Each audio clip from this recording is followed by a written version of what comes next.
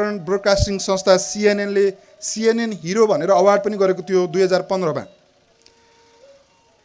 उहाँ आफ्नो अनुभव आफ्नो जर्नीलाई लिएर उहाँ एउटा नयाँ अथरको रूपमा लेखिकाको रूपमा आउनुभएको छ।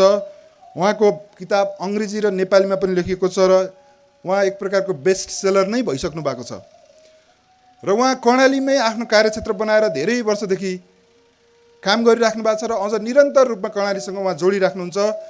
त्यस हिसाबले यो लोकतन्त्र विकास सुशासनको क्षेत्रमा उहाँहरू यस्तो कुराहरूले पनि आफ्ना कुराहरू कर्णाली उत्सवमा चाहिँ राख्नको लागि उहाँ कीनोट स्पिचको लागि आउँदै हुनुहुन्छ। So Maggie, we want to welcome you on the stage.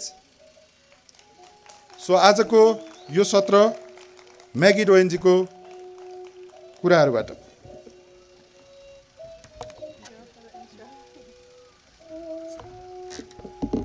Namaste, everyone. Welcome to Karnali and welcome to Karnali Utsav.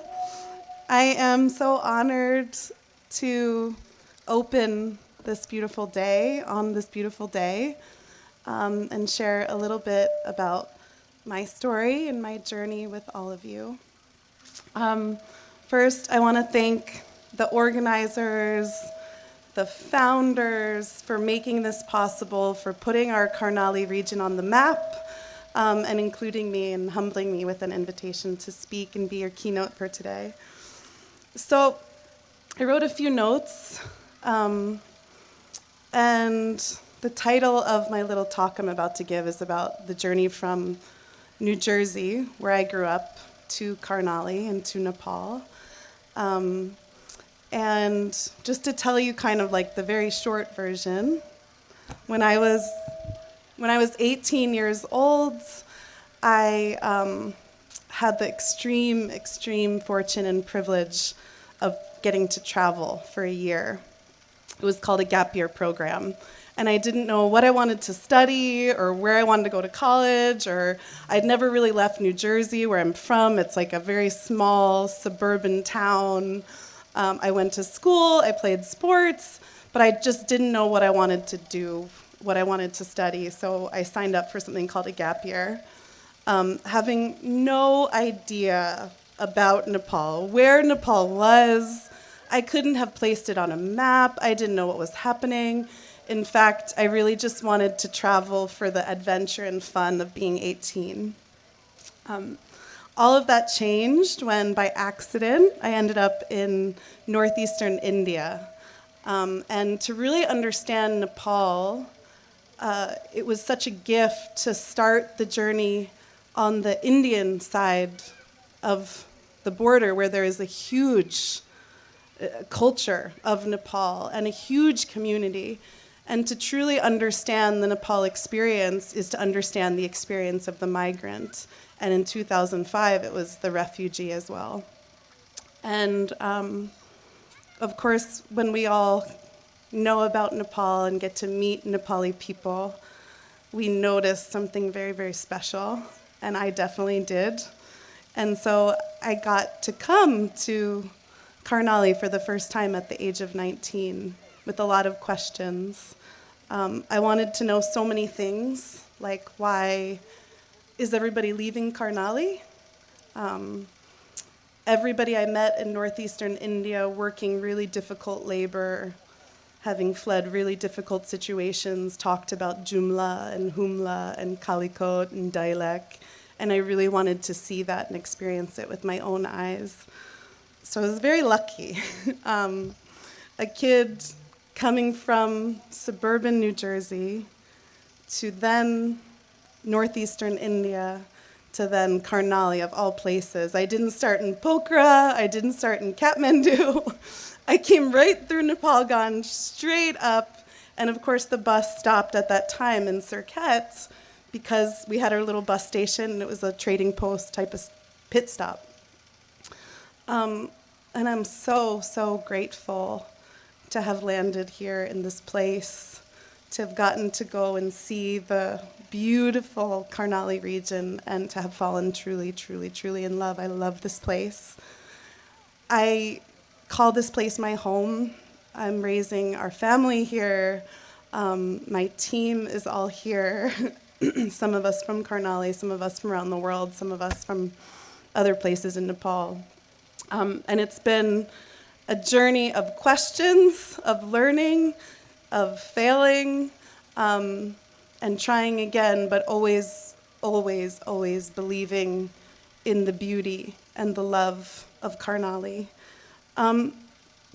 One thing that makes me really, really angry is that when you're outside of Karnali and people hear you talk about Jumla, Humla, Kalikot, Mugu, Acham, and Dailek, there's a reaction that you notice. People are like, what? You're there in Karnali? Why are you there? Like, isn't it the jungle? Isn't it? It's backwards. It's the backwards place of this country. And I've heard the word backwards so many times. Poor, backwards, backwards.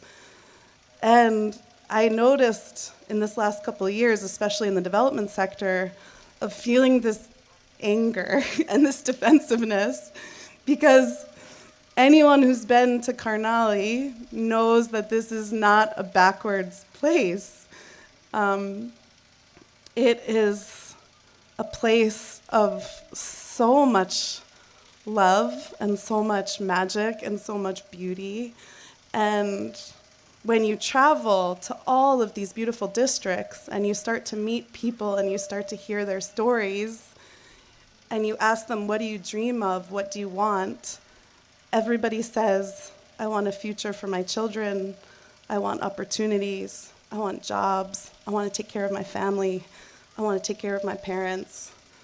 And to me, that is the most beautiful thing and the most forward thing.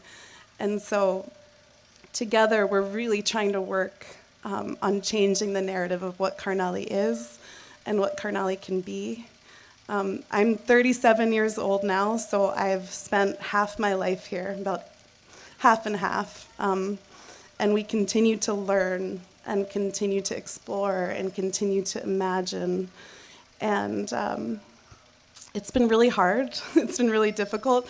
We got to see Karnali back in 2005 when we were recovering from a civil war.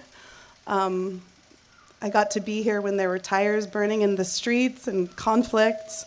I've gotten to be here through times of peace, through times of strife, through times of watching Karnali become the provincial capital and that announcement that was being made. We got to watch Midwestern University and our provincial hospital come along and our roads be paved. And when you're kind of like the ones that are here, you also feel this sense of, again, like defensiveness, like, don't just pave over all of our roads, don't turn anything into concrete, don't cut down every tree, don't throw plastic in every beautiful nali and river.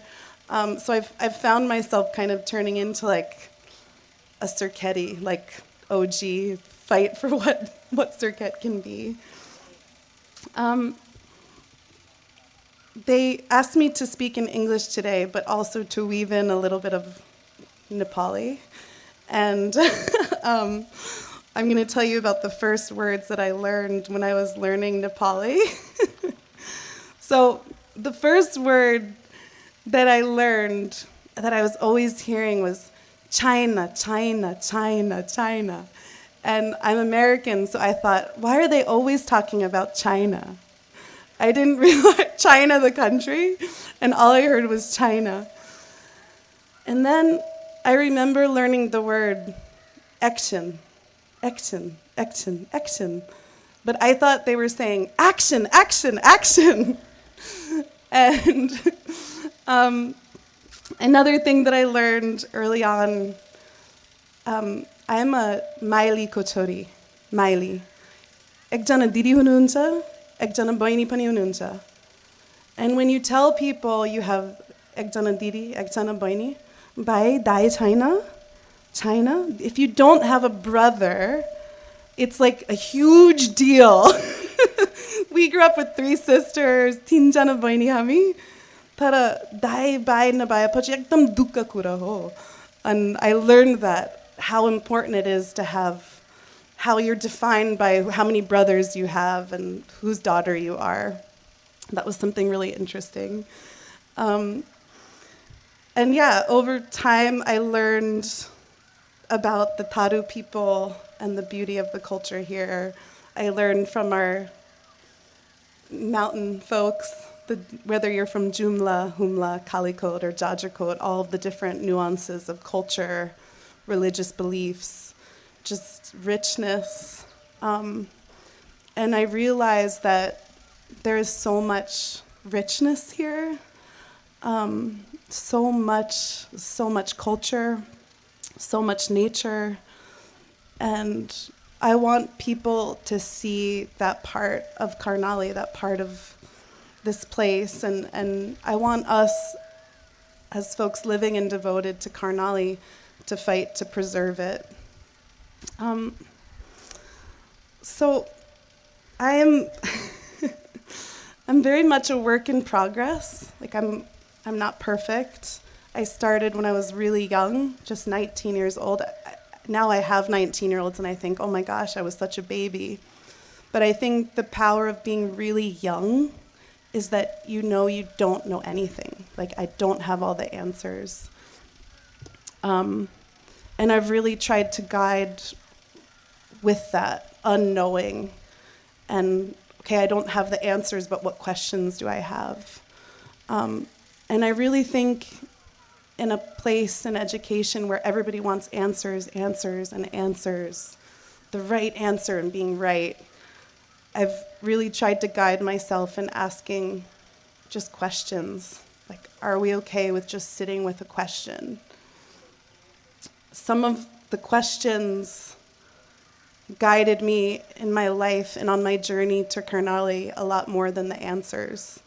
The first question was, why is everyone leaving Karnali?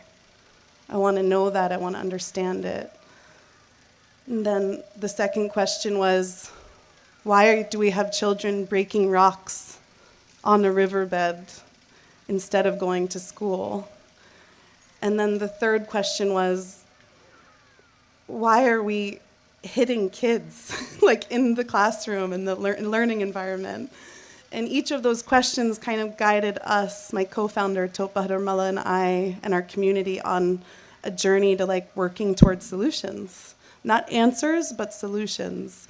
And just slowly over time, you realize that by digging into the question, you start to chip away at something and you learn by doing. We started with no money, no land, and slowly, kind of over time, by leaning into the questions, building something that we believe in.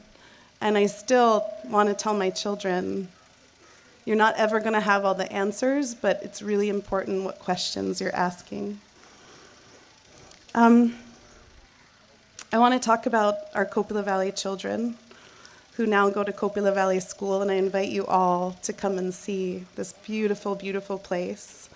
It's a school, again, that was guided by questions. How do we build a school that generates its own energy, that conserves its water, that's earthquake resilient, that has respect to the land, respect to the earth? How do we create a model school? How do we give quality, the best education to the kids who are the neediest? And through that journey, we started to build Kopila Valley School, which is my heart, it's my heaven, it's everything my dreams are made of. And I think a lot about, I'm only 37, it's still young, but I think a lot about, if I go tomorrow, what are the things that I want my kids to say about me? And I use this as a kind of, because I still need a lot of improvement, I use this as kind of like a guiding, like, what do I want my kids to say about me when I'm not here? And how will their values live within the culture, within the school? So this is what I hope my children say about me. I hope they say, oh my gosh, she was so grumpy until she had her coffee in the morning. She hated plastic. She fined people 100 rupees every time she saw a plastic bag, and she shook people down until she got it. She rode her bike everywhere. I mean, Surkhet, we could be riding bikes everywhere. We could be like Amsterdam and the Netherlands and Denmark. It's so flat here. And I want my kids to say, no, she rode her bike everywhere she went. And I want them to say she always stopped for a hug, no matter what, how busy she was. She always stopped and gave a hug. She loved babies, and she hugged every single kid she saw. No child is a lost cause or somebody to give up on. Every child has potential. Every child deserves the best. Every child deserves safety and education and love. I want them to say that I always danced with them, and I always danced, and I always made sure dance and music were a part of our journey. She never missed a soccer game, and she was always screaming and yelling and fighting on the sidelines as a soccer mom.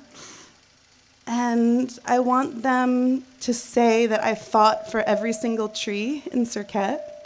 Every single tree. I mourned the loss of every one that was cut down. I cried.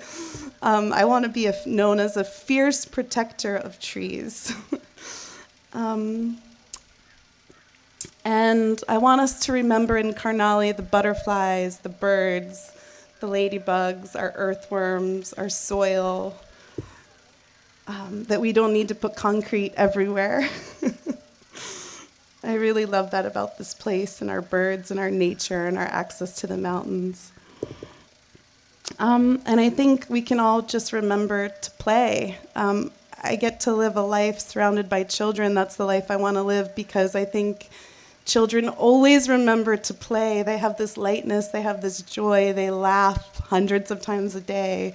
And I think by staying with children and staying in a place of being a child, we get to keep that with us. And we have so much to learn about our children of Karnali. They have so much to teach us, and we need to be more like them. They don't need to be more like us. We need to be more like them. We need to learn from them. We need to be like them. And we need to create a world that's for them, that centers around our children. We can all agree on this one thing, and that is that children deserve a love, safety, and having their basic human needs and rights met. So I just want to end with, we all get to make choices about our life. I'm really lucky. I've gotten a lot of choices in my life. I get to choose to live in Karnali, choose to raise my family here. Some of us get choices, some of us don't get many choices. But I think it's really important that when we do get a chance to choose something, we choose love, and we choose integrity, and we choose the right thing. And I think more than anything else, I really hope that Karnali remembers to choose love, choose riding your bike, choose doing something more sustainable, choose children, choose joy, choose laughter. When you have that ability, choose the good things, choose the loving things. And I really, really hope that our children carry that legacy forward for Kopila. I love Karnali so much, and I'm so grateful to be welcomed here, to call this place my home. And I thank you all for coming, and thank you all for watching online. My book is here. It just came out in Nepali and English. It's called Between the Mountain and the Sky, and it is a love letter to Karnali, to Nepal. I hope you find a little piece of wisdom and kind of my own values and our story. And we invite you, all of you, to come to Kopila Valley School, get a seed, take a piece of inspiration. and learn with us and grow with us and continue to build a beautiful Karnali and a beautiful Nepal. Thank you all so much. Thank you, Karnali Utsav. Have a wonderful day and namaste.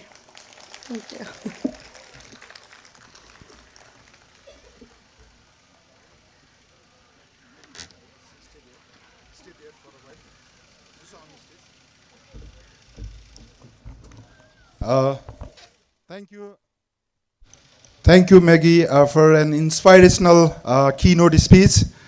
The final word, we wish you a best success on your new books. As a new author, you rock, you spread the message from Karnali. So I would like to thank you with our small gift, Naso. Also, our inspiration of this Karnali Utsav, Keval Prasad Bhandari, I want to invite him to give you the Karnali Naso. Actually, it's a bag that contains the products from Karnali. So we give this to every our guest. So thank you. Yeah.